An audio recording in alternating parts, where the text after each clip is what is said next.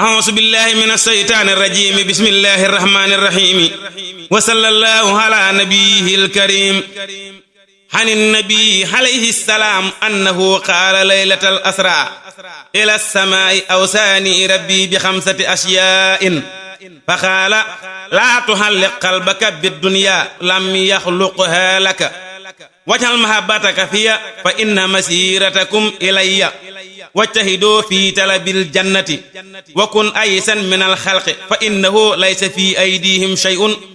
ودم على التهجد فإن النصرة مع قيام الليل njaccaara ngi silmaxa ngi gàddu seeni fetal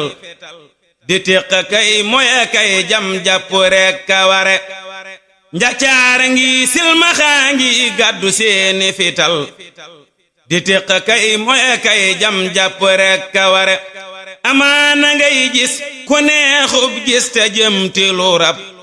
amaana ngay gis ku dul gis lëf te faf di lare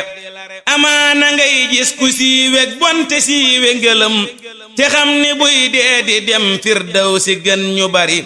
xalaase bii buura sañ loo gis te moo mën a def loo dégg yàlla nanu may nun ñépp mbég mu bari du jëf du xam-xam du baay ak ndey nu sukkandikoo du kër du mbooloo du ab xaalis du turu sori sëriñ bi ak suturaam ak yërmande ma waral nuy seenu mucc ku yiw ndax moo di kay defare ak yërmande yàlla ak yonnen ba ak ñañu fal falu ngërëm guñu dul wàññeeke jéema firi nun ñépp yàlla na nu gën nit ñépp fab sutu fan nit ñépp fab gën a woomal ñépp baaxi fere nun ñépp yàlla na nu am xam-xam bu am ba njariñ ak jëf ju am janjariñ jaytee lorooka lore sunu mujj ak sunu digg ak yàlla yal na rafet ñu far musal nu ci ibliis ak lu dee si tere